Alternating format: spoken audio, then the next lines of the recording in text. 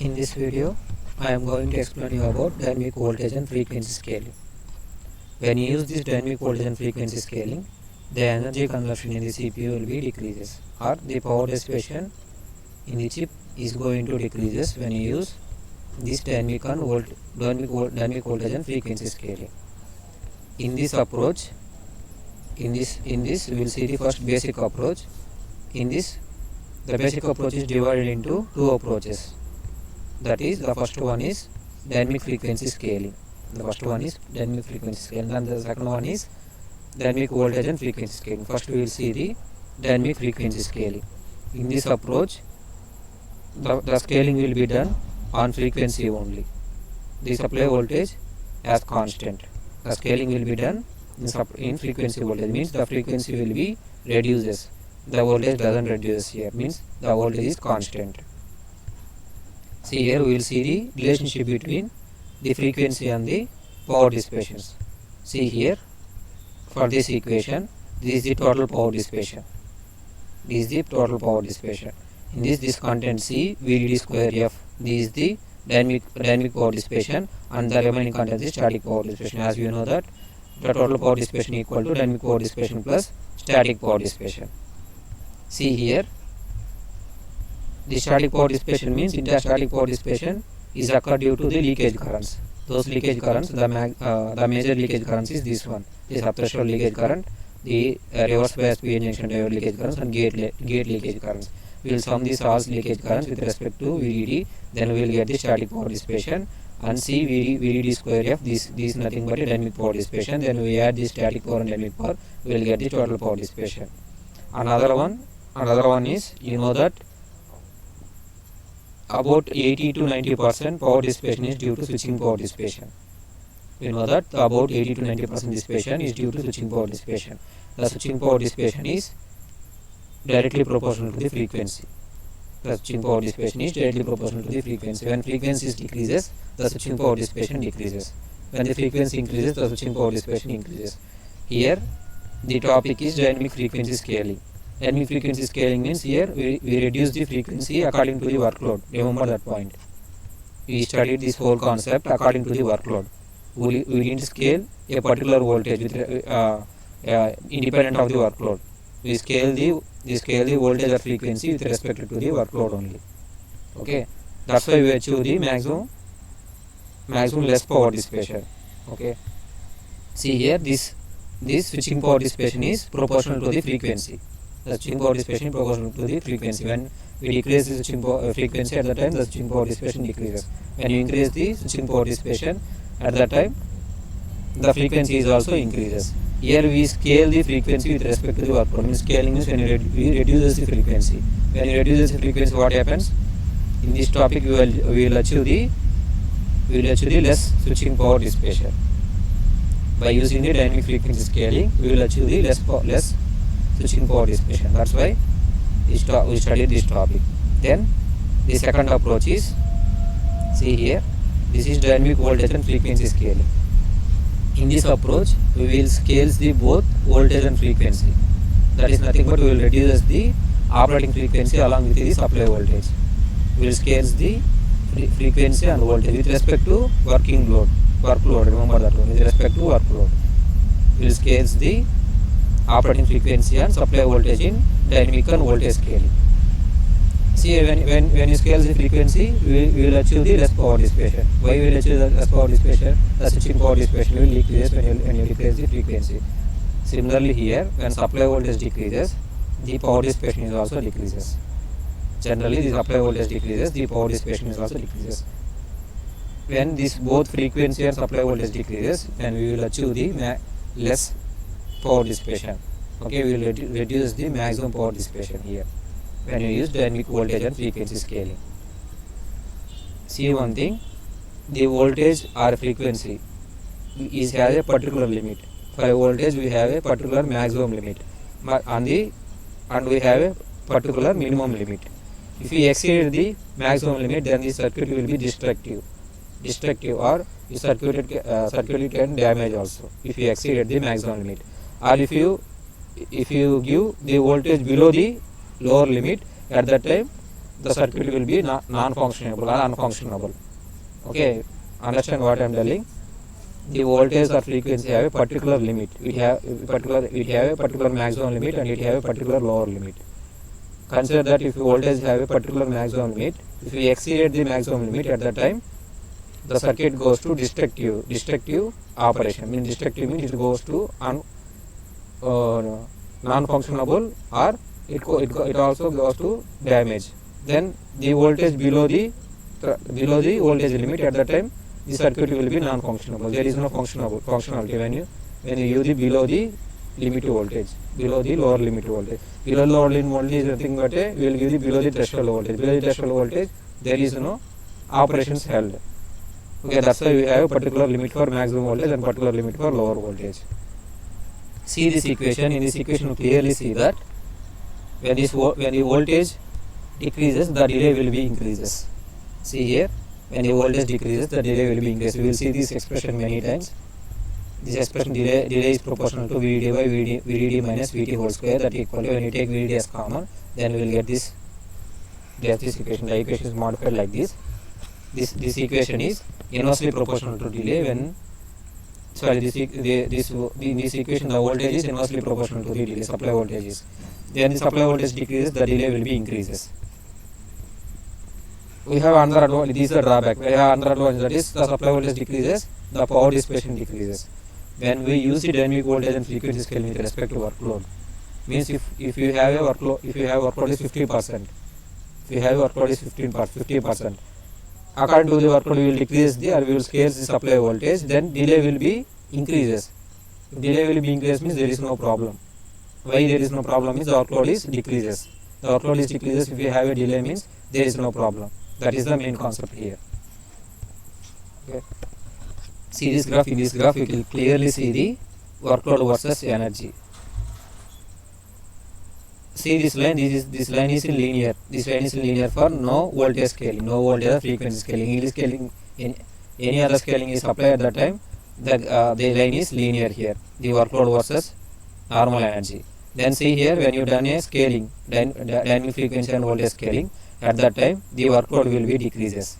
The workload will be decreases. Sorry, when you decrease the workload and when you do the dynamic voltage and frequency scaling, at that time the normalized energy is decreases. The normalized energy is decreases means the energy consumption of the CPU will be decreases. Energy consumption of the CPU will decreases. That means the power dissipation is decreases here. Okay, when you decrease the workload with respect to when you scales the frequency and voltage, at that time what happened? The energy consumption on the CPU decreases. Nothing but the power dissipation will be decreases. That is this graph told that one. Then see here. In this graph, I will tell that workload. In this graph, you will clearly see what is the workload and why, in which cases we will do scaling. What is the advantages? We will see this one in this graph. Here we will see the 4 different cases. See the first case. In this case, the workload is 100%. Means there is no voltage or frequency scaling. This is the perfect condition. When the workload is 100%, you need not scale the voltage and frequency. Means we need not decrease the voltage and frequency. In order to achieve the maximum performance, we will put the voltage as a maximum value and frequency in a maximum value. Means there is no scaling there is no need of scaling when the workload is 100%. See here, for a 50%, no voltage and frequency scaling. Means here we have a drawback. When the workload is 50%, there is no voltage and frequency scaling means the power dissipation is high, means the static and dynamic power dissipations goes too high when we doesn't decrease the voltage and frequency when the workload is 50%. Means the some voltage and some frequency are wasted when the workload is decreased to 50%. See here in third one, here we will scale the frequency and put the voltage as constant. This is the first approach. This graph is related to the first approach. In first approach we will scale, that is nothing but the frequency, dynamic frequency scaling. In dynamic frequency scaling we will only scale the frequency. This is related to the first approach. We will only scale the frequency. What happens means the relative power is decreased to half or 0.5. The relative power is decreased to 0.5. Means the relative power is decreased to 0.4 means the power dissipation also decreases. When we scale the Value scales the frequency with respect to decrease in workload. Then see here the last one. This is related to the approach to, that means dynamic voltage and frequency scaling. See here we scale both the frequency and voltage. When you scales both the frequency and voltage, when the workload is decreases, at that time the relative power is decreased to 1 by 4. Means the power dissipation is also decreased in a huge manner when you do the frequency and voltage scaling. Okay, this is the advantage why we choose the frequency and voltage scaling, both frequency and dynamic voltage and frequency scaling. Why you choose the dynamic voltage and frequency scaling means you achieve the less relative power, means we achieve the less power dissipation compared to all these scenarios. When you scale only frequency, means at that time we will decrease the relative power by half, by 2. Here when you done frequency scaling with respect to voltage scaling, means at that time we will achieve the power is decreased by 4. Means the quarter of the power will be 1 by 4, means the quarter of the power will get only. See here, this is the topic related to the dynamic voltage and frequency scaling. So far the topics we see so far is seen in the static condition. The topics we will see so far is seen in the static conditions. But real time there is no static condition. We have only dynamic conditions. Means dynamically adjust the frequency and voltage with respect to workload. Means dynamically means nothing but it is automatically adjust the voltage and frequency with the workload. When workload is decreased, it will decrease automatically the frequency and voltage and frequency. That will be done in real systems. So far we discussed the static only. From now onwards we will see what is the dynamic approach, how it will automatically reduce the frequency and voltage with respect to workload. In order to do this operation dynamically, we had a dynamic voltage and frequency system. In this system we have hardware building blocks. We will see one by one. In order to do dynamic voltage and frequency scaling, in a real system, we have one dynamic voltage and frequency scaling system. That frequency scaling system, dynamic voltage and frequency scaling system, has hardware building blocks. Generally we have 3 hardware building blocks. We will see one by one. The first one is, see here, voltage, variable voltage processor. The second one is variable voltage generator. The third one is variable frequency generator.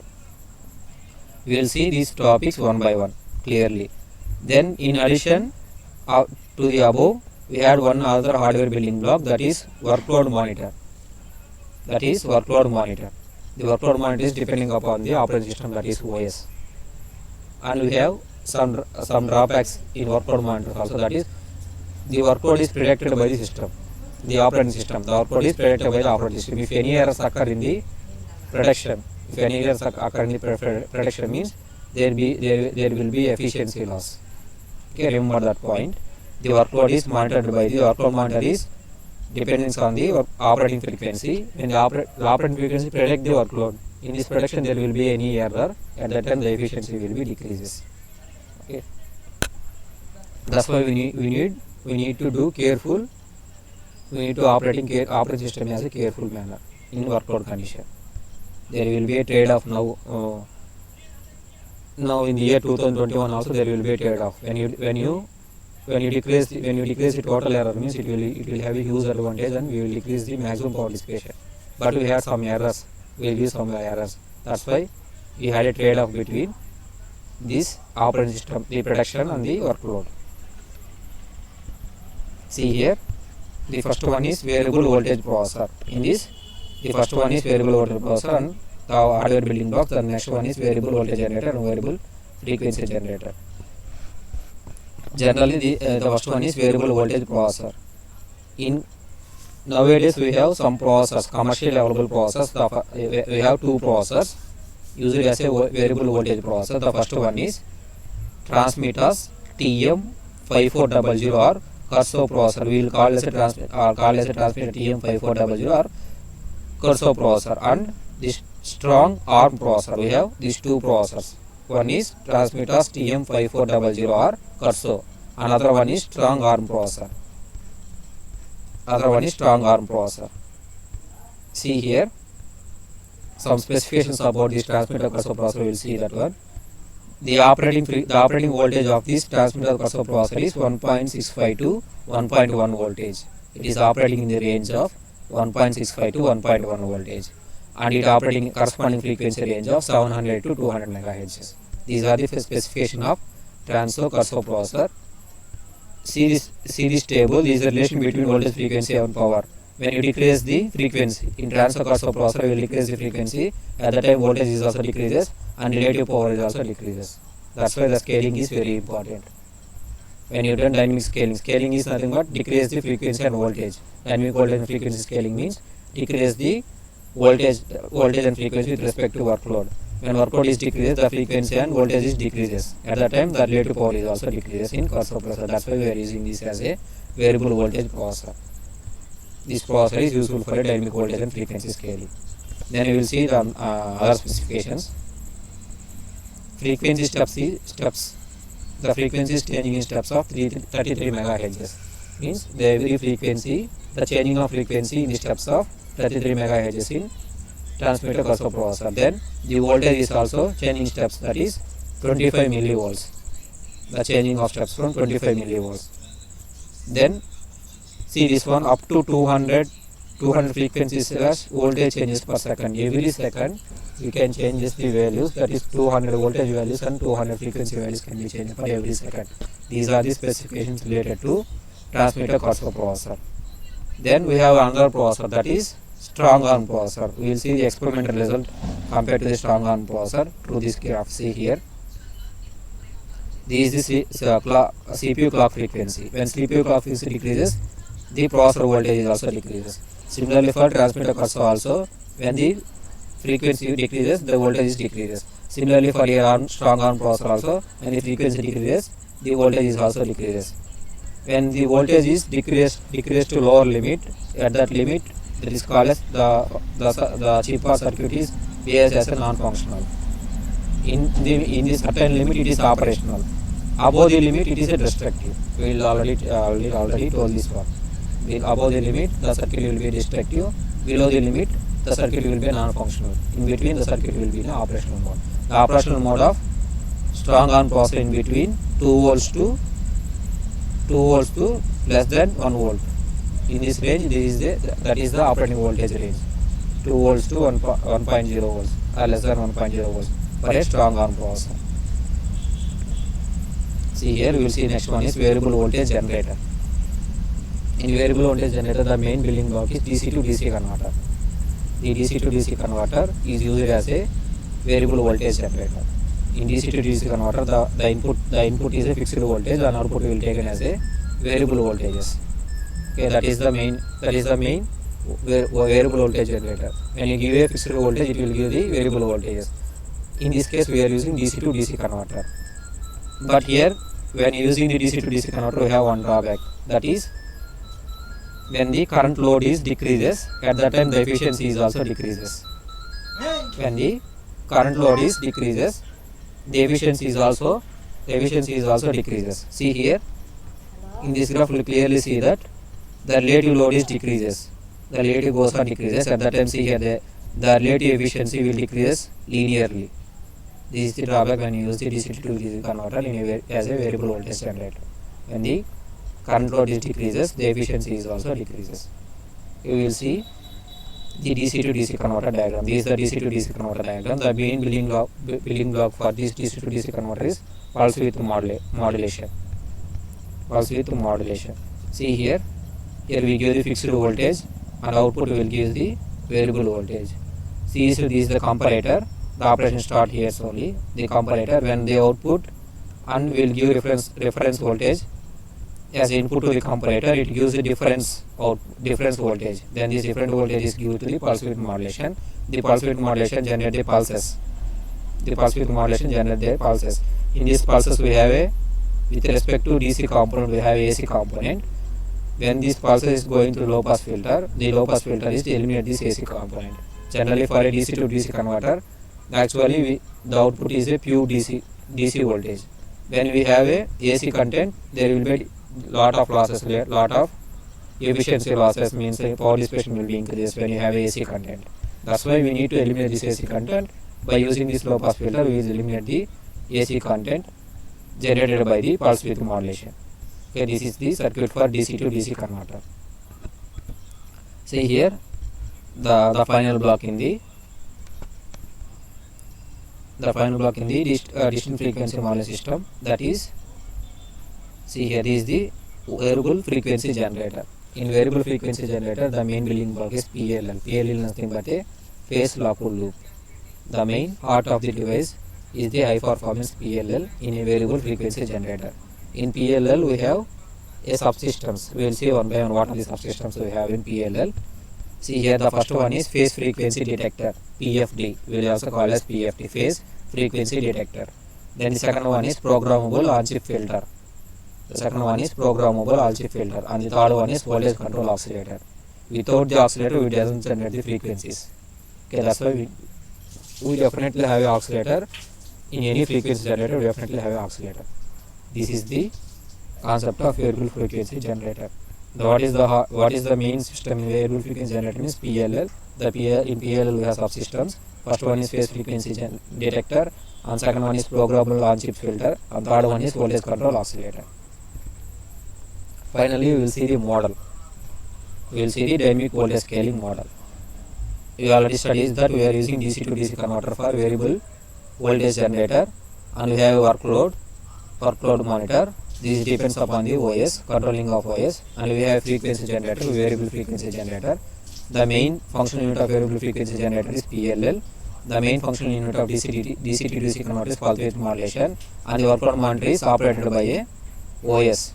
Then it will be connected to the variable voltage processor. This variable voltage processor may be a transmitter cursor processor or a strong arm processor.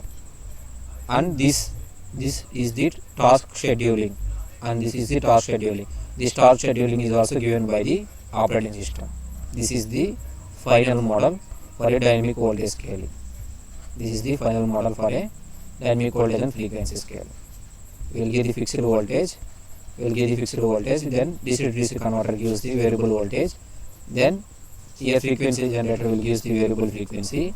Then this workload will depend upon the OS. OS will give the workload. What is the workload? If the workload is 50%, then the DC to DC converter decreases the voltage, and frequency generator decreases the voltage and given to the variable voltage processor. This is the entire model for the dynamic frequency and voltage scale. This is the concept of dynamic voltage and frequency scale.